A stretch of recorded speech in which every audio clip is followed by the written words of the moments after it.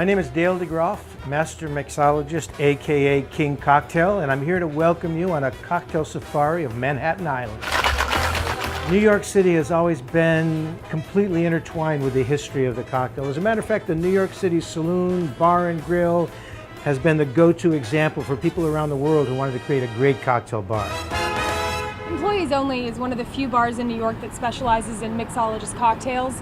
They're kind of bringing back the speakeasy feel that we had during the Prohibition era in America, which was a very specific and special time for us because we were legally not allowed to drink.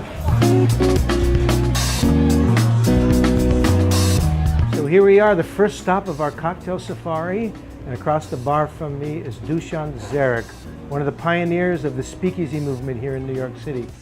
We were inspired by the speakeasy movement in the 1920s. These were the places where the fun happened during Prohibition.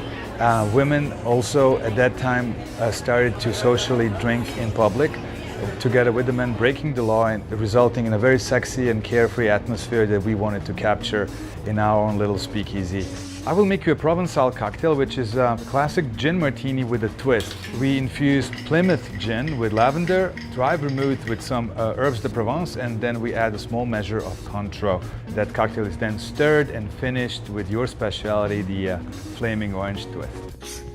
You know you've hit the right spot in New York when they don't have a big sign. You've got to be in the know, exactly. Yeah. But once you are in the know, I highly recommend coming here. You're going to have one of the best cocktails that we have to offer here in New York.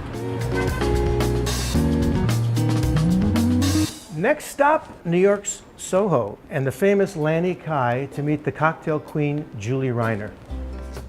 Years ago, when I walked into a saloon, I did not expect my drinks to be made with peaches, tea, and blood oranges. How do you come up with these? Usually when I work on cocktails, I either am looking at a specific ingredient, a specific fruit, a specific tea, so that I can really get to something great. What's the name of the drink you're going to make for us right now?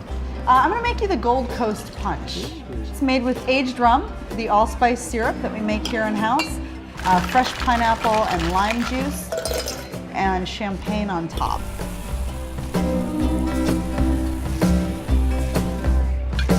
Let's try it out, Dallin. All right, cheers, Dale. The 808 is one of my favorites. It's a beautiful blue cocktail, frozen, comes with a flower. It balances the alcohol and the sweetness very well. It's a little bit of the tropics in the middle of New York, so it's kind of how it is. Hawaii, right here in Manhattan. Who knew, huh?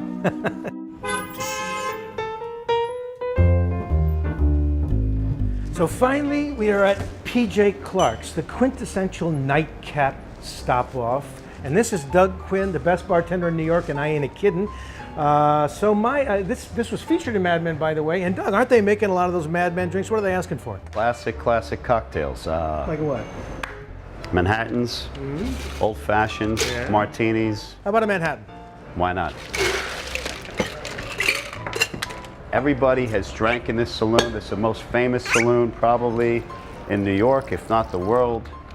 Frank Sinatra had his own table. I could tell you stories about sports people, actors. Salute, Doug. Cheers. Oh, yeah. I know Mad Men was filmed here, and I think I'm in the advertising business, so I love coming here and trying to be a madman in a sense and ordering a sidecar. It's a great time, and feeling a little grown up, feeling a little sophisticated. So I like that feeling, and I like having Doug make it for me. That's the best part about coming to PJ Clark's. I love Doug the bartender. There's nothing like walking inside and he knows your name and you know it's Colby's name, and it's a great time. I think that a traveler gets the best sense of the local mentality and culture by visiting their public houses. The choices are there, the opportunities are endless. Come here and drink with us. That's New York.